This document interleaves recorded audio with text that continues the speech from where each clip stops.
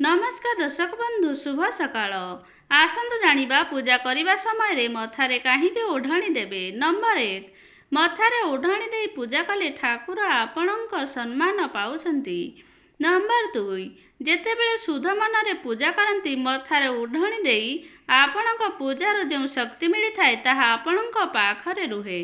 Number 3 कला रंगर कपड़ा पिंधि केबे भी पूजा करंतु नहीं कारण सीए आमको किछि भल कथा शिखिबाकु दिए नहीं।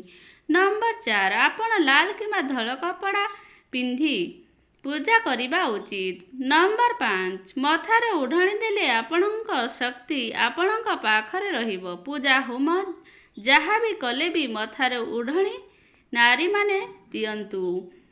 नंबर 6 मथारे ओढ़णी देवा द्वारा मनरे कौनसी नकारात्मक भावना आसी न थाए कहार अमंगल चिंता मध्य मनरे आसी न थाए। धन्यवाद। आजिर भिडियोटी आपण मानकु भल लागिले प्लीज लाइक शेयर सब्सक्राइब कर दियंतु।